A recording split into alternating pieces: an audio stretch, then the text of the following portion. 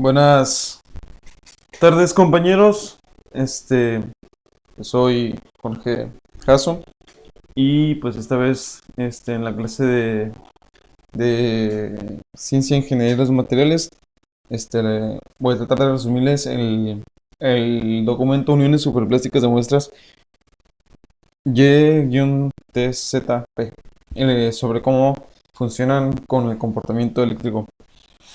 Bueno, soy del grupo 541 y bueno, primero que nada vamos a hacer una pequeña introducción porque este tema habla mucho de eso, sobre los materiales superplásticos. Que bueno, antes de tocar ese tema me gustaría definir, este, bueno, dar una pequeña introducción, vaya. Que los materiales cerámicos, el uso de materiales de cerámicos en dispositivos de interés tecnológico requiere a menudo la fabricación de piezas complejas a grandes, lo que implica un coste de proceso alto. Se ha demostrado que la superplasticidad puede ser usada para unir dos piezas de materiales cerámicos, siendo la interfase de las piezas unidas tan resistente como las partes separadas, comportándose como si fuera una sola pieza. Y eso es lo que son los materiales superplásticos, que tengo entendido que son materiales que van más allá de la resistencia de su original resistencia, por eso son modificados. Bueno, esos materiales tienen diferentes características, como que son de materiales de origen mineral, perdón, buenos conductores de calor y electricidad, alta densidad, sólidos en temperaturas normales, y la mayoría son de color gris, como por ejemplo los que están en las imágenes, ¿no?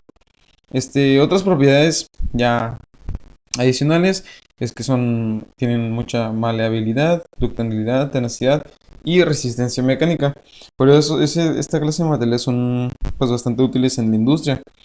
Y bueno, lo que tenemos en los ejemplos, pues tenemos materiales conformados la superplasticidad.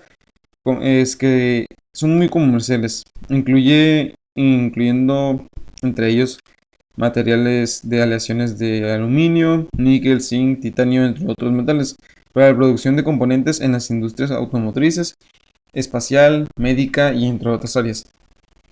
Este, hay otras muchas también aleaciones ligeras.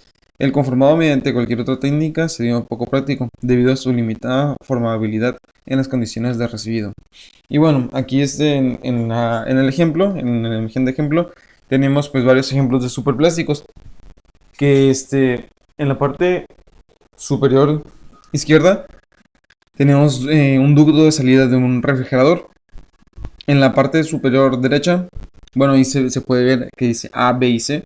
Ah, pues en la imagen número B, en la imagen B tenemos la sección de ala de un ventilador.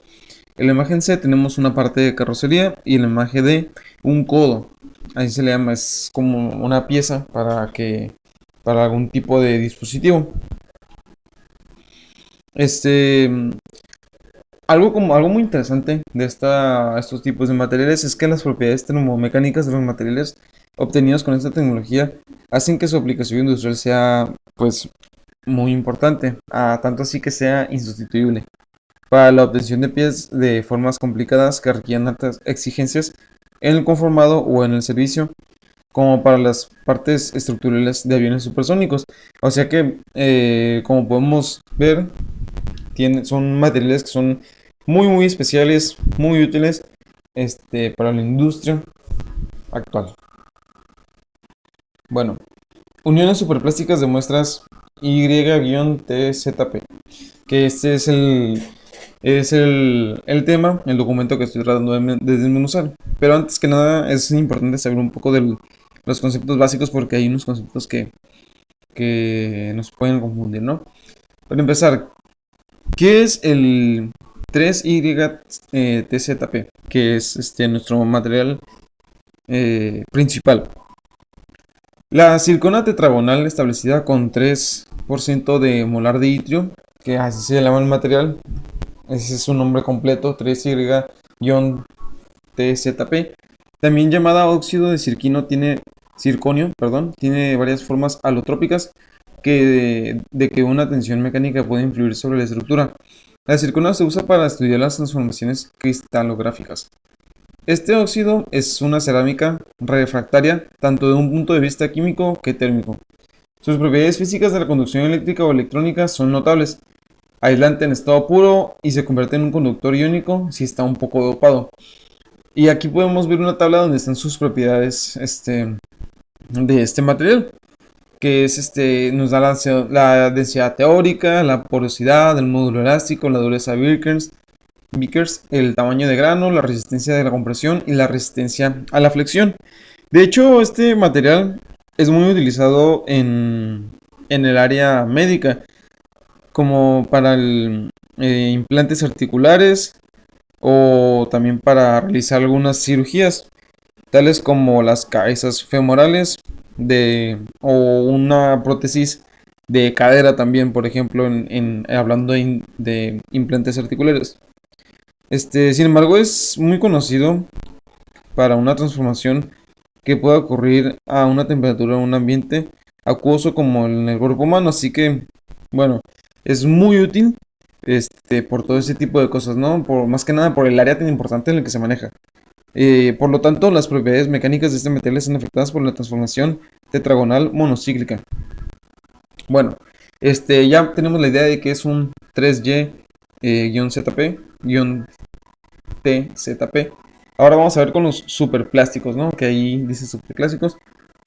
El conformado superplástico es un método de fabricación basado en el comportamiento extremadamente dúctil de ciertos materiales que permite obtener formas casi acabadas mediante su deformación plástica. Y ahí la imagen que se puede apreciar hasta abajo es una plasticidad de una lesión de perdón, de aluminio con zinc, magnesio y cobre a varias temperaturas de trabajo y velocidades de deformación.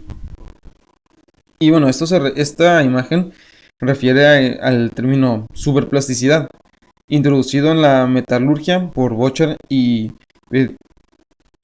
Bidesarjaka en 1945, que es la propiedad que posee un material policristalino de experimentar grandes alargamientos de manera isotrópica sin fracturar cuando está sometido a esfuerzos de tracción mecánica. Es lo que les trataba de introducir en la diapositiva anterior, ¿no? De que es un material que puede ser alargado o puede resistir un poco más estando en su forma original, vaya, sin modificar. Los policristales tetragonales de silicona dopada con nitre presentan una gran dureza y resistencia a la fractura. Además, una alta conductividad eléctrica debido a la migración de vacantes de oxígeno. Es lo que les trataba de comentar las diapositivas anteriores. Estas propiedades son de gran interés tecnológico, ya que se utilizan como electrolitos sólidos en dispositivos tales como las células de combustible, sensores de oxígeno, etc.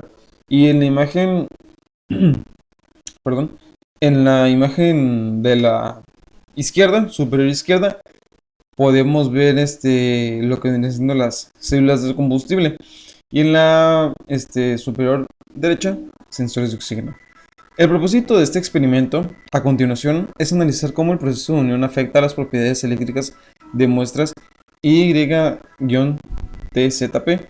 Para ello se compararon las muestras de una forma lámina con las propiedades de otra muestra formada por una unión superplástica de estas dos láminas. Y bueno, esas bolitas blancas son parte de las muestras del material Y-TZP. Bueno, procedimiento experimental. Ok. Las muestras fueron fabricadas a partir de polos con un contenido de 3% de mol que fueron prensados en frío a 130 megapascales y posteriormente se sintetizaron a 1400 grados Celsius durante una hora. Se determinó el valor de 0.3 micrómetros como el tamaño medio del grano en los policristales. El estudio se ha realizado en dos muestras. La primera de ellas una lámina fina y la segunda una unión de otras dos láminas en régimen superplástico a 1400 grados Celsius. Y bueno, podemos observar en las imágenes imágenes SEM, que es la microscopía electrónica de barrido, las muestras de la recién sintetizada material. O sea, en la parte izquierda está recién sintetizada y en la parte derecha está unida, ya utilizadas para determinar el tamaño del grano. Ok, entonces eso es lo que quieren decir las imágenes. Una está sintetizada y la otra está unida. Para realizar las medidas eléctricas se evaporaron electrodos de oro, que son las que se ven en la parte superior, en la imagen que está pues sola, sobre las caras mayores, y después se midió la impedancia compleja desde 20 Hz a 1 MHz en el intervalo de temperaturas de 150 y 350 Celsius en pasos de 5 en 5. En todos los casos, la fluctuación de temperatura en las medidas eléctricas fueron inferior a 1 grado Celsius. Los análisis cuantitativo y microestructural se han realizado a partir de los espectros de difracción de rayos X obtenidos con un difractómetro de polvo Philips PW1800, que es el que está en la parte inferior izquierda. Eso es un difractómetro operando a 45 kVA, a 45.000 volts y 35 miliamperes. Se empleó radiación Kuga con una lambda de 1.54138 y un monocromador secundario de grafito. Los barridos se efectuaron en el intervalo de 25 a 90 grados con un paso de 0.05 y un tiempo de contaje de 5 segundos. Ok, perdón. Resultados y experimentación. Ok. Se muestra el espectro de difracción de rayos X de la muestra sin unir, que resulta casi idéntico al de la muestra unida, que recuerden, por eso mostramos dos imágenes. Una imagen era una muestra sin unir, que estaba recién sintetizada, y la otra era una muestra unida, donde aparecen reflexiones de la fase tetragonal y monocíclica. El análisis cuantitativo de ambas muestras se realizó mediante un método de Rietveld, que, pues bueno, como dato curioso, ¿no? Por si no sabían, el método Rietveld es una técnica que proporciona información cualitativa detallada de la estructura cristalina de un material, así como su concentración en una mezcla de fases, tamaño promedio de cristal y microdeformaciones en cada fase. Es información básica que pues nos sirve mucho para interpretar las propiedades del material, de un material pues en específico, como por ejemplo la dureza, el color, la concentración, las propiedades semiconductoras, entre otras. Volviendo al experimento, los resultados de los análisis cuantitativos indican que la muestra sin unir está constituida por un 93.8 más o menos 1.1% de fase tetragonal y un 6.2 más o menos 0.6% de fase monocíclica. La muestra unida representa un contenido de fase tetragonal ligeramente superior al 95.7 más o menos 1.1% y consecuentemente un menor contenido de fase monocíclica a 4.2 más o menos 0.7%. La similitud de los resultados de análisis cuantitativo de ambas muestras está de acuerdo con la gran semejanza entre sus correspondientes perfiles de difracción e indica que el proceso de unión no ha afectado significativamente a la proporción de fases. Por el contrario, el tamaño del cristalito medio en la dirección cristalográfica analizada varias sensible a pasar de la muestra sin unir a la muestra. Ok. Y bueno, aquí en la parte superior izquierda podemos analizar el gráfico de difracción de rayos X de la muestra recién sintetizada. Los puntos representan los datos experimentales y la línea continua, el modelo de mejor ajuste que se obtuvo analizando por el método de Rietveld, que ya sabemos que ese método pues, nos sirve para analizar las propiedades de los materiales. En la parte vertical está la intensidad, que podemos ver que llega a una intensidad de 25.000. Y luego pues en la parte horizontal de la gráfica están los grados que va que están los grados en 30, 40 y en 10.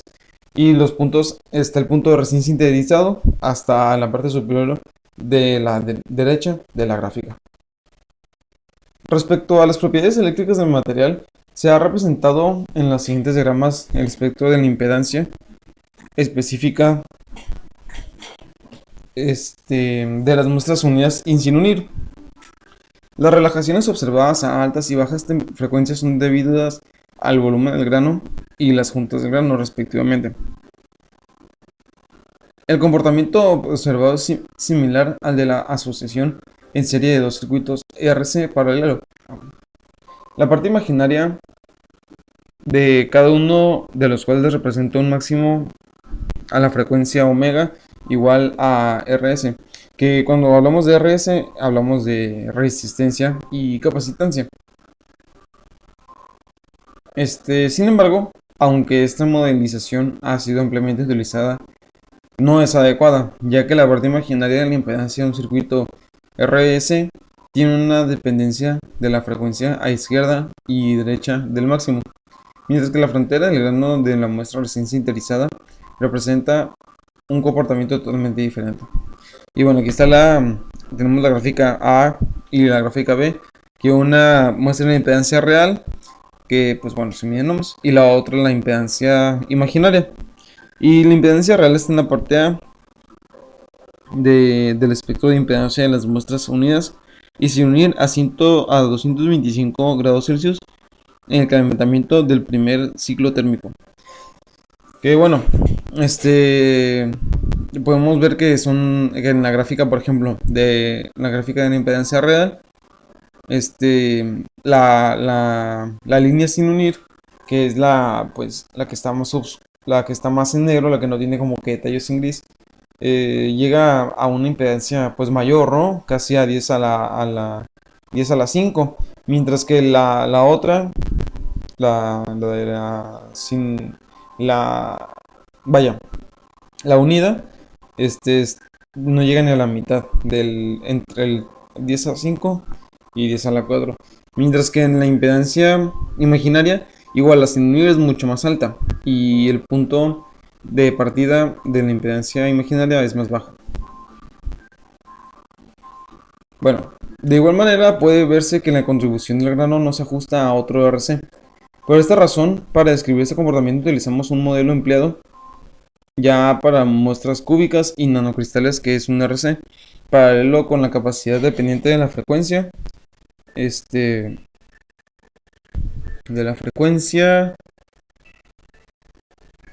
como la transformada de Fourier de una función de tipo Courage-Williams-Watts. Que bueno, esa es la gráfica de la función. Por eso es un tipo de función llamado así Courage-Williams-Watts. Que bueno, en la parte horizontal tenemos el tiempo, que como podemos ver en la gráfica se mide con ese símbolo, y Watts, William Watts, por eso la W. Y en la parte vertical tenemos la anisotropía, que bueno, eso se refiere a la materia según que tiene una cualidad como elasticidad, temperatura, conductividad, velocidad de propagación de la luz, entre otras. Y bueno, los parámetros asociados a la frontera del grano llevan a un subíndice GB y los granos del subíndice G. La transformada de Fourier de la función anterior mencionada de parámetros beta y t del tiempo se describe como, bueno, ahí tenemos la ecuación, que es una integral impropia negativa, junto con la derivada de Euler y otro número Euler con una integral impropia. Ahí pues es un cálculo pues un poco, se ve complejo, pero según yo tengo entendido que no es de lo que se ve. Bueno, a continuación se muestra una tabla donde se recogen los parámetros de ajuste correspondientes al espectro de las gráficas de la frecuencia y la parte real e imaginaria de la impedancia, apoyados de siempre las gráficas anteriores con que pues anteriormente se calcularon, con la incertidumbre objetiva del ajuste, así como los cocientes de los parámetros de las muestras unidas y sin unir. Bueno, aquí podemos observar en la tabla que esa tabla nos representa los parámetros del ajuste del espectro de impedancia a 225 Celsius, correspondiente a la figura 3, con el cociente entre los parámetros de la muestra unida y recién sintetizada. Que bueno, ahí vienen los parámetros que viene, por ejemplo, 10 a la 5 medido en ohms, y ahí está, ¿no? Ese es pues, la unidad de medida, y ahí dice que tanta unidad, en qué tanto se midió, estando recién sintetizada, unida o unida sin unir, ¿vale? Vienen en varios, en esos tres tipos de medidas. Y aquí están las demás unidades, ¿no? Bueno, ahora pasamos a la frontera del grano. La frontera de grano está representada por tres parámetros: conductividad de frontera de grano, posición del máximo y pendiente a ambos de este, que se representa con la letra N. Los dos primeros se han representado en la siguiente gráfica, donde puede observarse que la conductividad de frontera de grano es mayor en la muestra unida que en la que sin unir, y que los tiempos de relajación asociados al grano son menores en la muestra unida. Y bueno, tenemos la gráfica A y B de igual manera, que se representa, tenemos estas representaciones de recién sintetizada y unida igual, y también se mide en temperatura, que por ejemplo la unida, igual manera tiene un punto de partida mayor a la recién sintetizada, perdón, tiene un punto de partida menor a la unida. Esa es la gráfica A. Y en la B, parece que es igual. La unida tiene un punto de inicio mayor a la recién sintetizada. Eso hablando en posiciones máximas, ¿vale? Pero como va pasando el tiempo, la, la recién sintetizada pues va aumentando su valor, ¿no?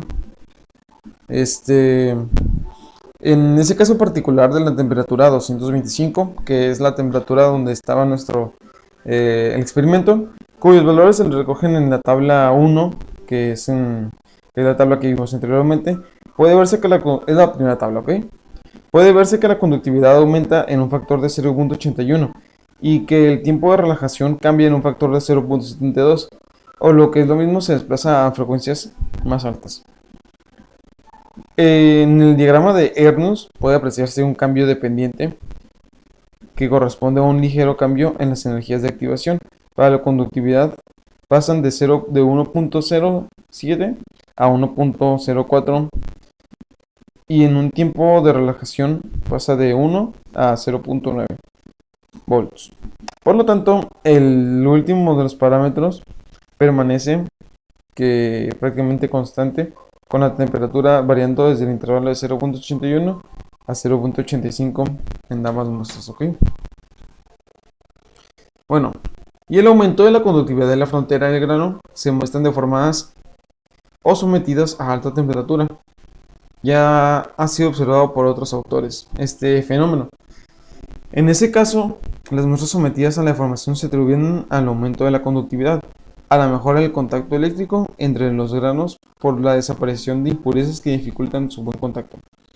Otro mecanismo que aumenta la conductividad de la frontera de grano es la eliminación de fase vítrea en el recocido. El mecanismo en el que se aumenta la conductividad es la mejora de acoplamiento eléctrico entre los granos. Y se puede observar pues como una representación de los granos, ¿no? Los granos del material. Ahora vamos a ver el comportamiento del grano. El comportamiento del grano contiene, por una parte, la contribución conductiva, que es modelada parámetro conductividad de frontera del grano, y por otra parte, dieléctrica, la cual lleva asociada a las permitividades de baja y alta frecuencia del tiempo de relajación dieléctrica. De estos 5 parámetros, la permitividad y la relajación pueden ser considerados independientes de la temperatura. La conductividad del grano y el tiempo de relajación dieléctrica son térmicamente activados, como se muestra en la siguiente gráfica, igual que sintetizada, mientras que el tiempo de relajación dieléctrica es menor. Estando a 225 grados Celsius, la conductividad del grano de las muestras es 1.43 veces mayor de la muestra sin unir, mientras que la relajación en el tiempo dieléctrica es de 0.54. ¿Qué es lo que estamos observando, ¿no? En las tablas. Pues este también es el diagrama de Arrhenius, anterior mencionado, de la conductividad del grano. Ese es en la gráfica A. Y en la gráfica B es el tiempo de relajación de la parte dieléctrica asociada al grano. Que bueno, de igual manera vemos los puntos de recién sinterizada y después unida, que es lo que estamos comparando, ¿no? Ahí vemos esa comparación. Y por ejemplo, en la gráfica A, que es la conductividad del grano, la recién unida tiende a subir, aunque al final, como que empieza a bajar poco, ¿no? Pero siempre tiende a subir. Y en la B, que es el tiempo de relajación de la parte eléctrica, la unida, pues inicia prácticamente en un punto que la recién sintetizada, pero luego la recién sintetizada, pues le va ganando, ¿no? Le va ganando en esa medida. Si tomamos como hipótesis el cambio de energía de activación del grano entre la muestra unida y la sin unir, se debe a una variación en la concentración de litio. Sustituyendo los valores de 300 mol en la ecuación, nos queda pues esa ecuación, vaya, ¿no? Que esa ecuación representa la relación entre la concentración y el porcentaje N de lugares aniónicos ocupados por litio para una muestra, pues, una muestra X con tanto número de moles, tanto porcentaje, en Y-PSZ. Y bueno, con esa ecuación se puede calcular eso. Y para ello obtenemos, obtenemos una muestra del 5.825% de los lugares catiónicos, estando ocupados por átomos de litio, mientras que una muestra de 2% de mol es un porcentaje de 3.921. El cociente entre ambos porcentajes es de 1.49, es decir, el interior de los granos de la muestra unida sería 49% más pobres en el litio.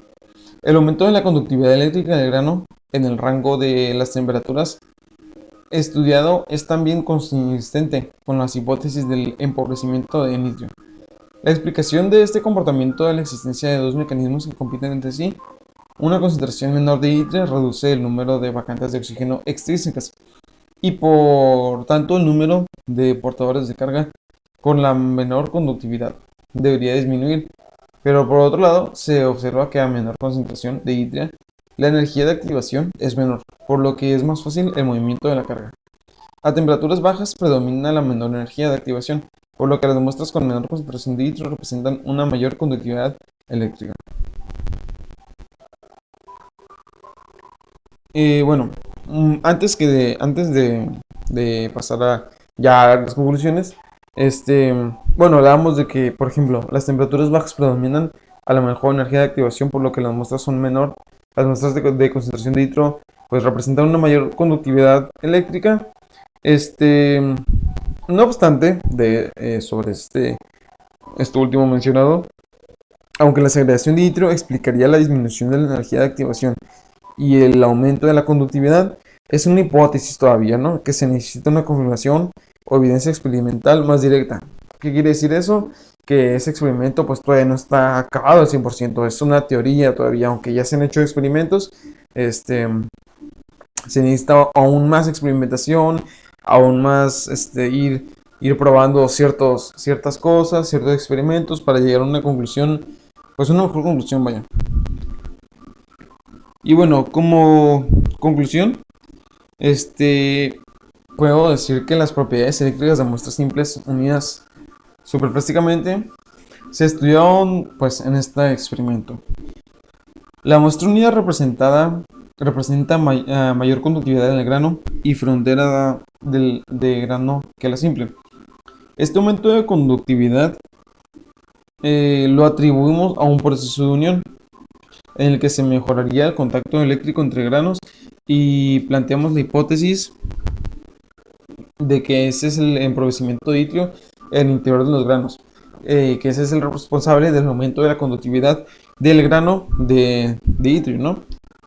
Por otro lado, no se observó ningún efecto para que pueda ser atribuido en la interfase de la unión superplástica a las dos muestras. Y pues esas vendrían siendo nuestras, bueno, y las conclusiones, la conclusión que yo saqué pues de este experimento, ¿no? Y bueno, también cabe agregar que, pues, para concluir, vaya, ya estamos en la conclusión, ya estamos acabando la conclusión. La respuesta eléctrica de una unión superplástica de dos muestras de 3% de mol del material Y-TZP ha sido comprobada como la muestra de una muestra sin unir. La muestra unida representa una conductividad eléctrica mayor que la muestra sin unir.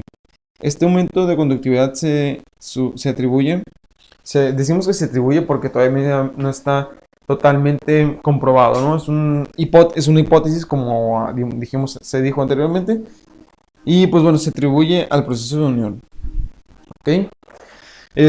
Bueno, compañeros, espero que les haya gustado la presentación, que les haya interesado este experimento. A mí se me hizo muy interesante por saber el comportamiento eléctrico a esas escalas y en ese material que de primeras pues no conocía. Y bueno, espero que a ustedes también se les haya hecho muy interesante y muchas gracias.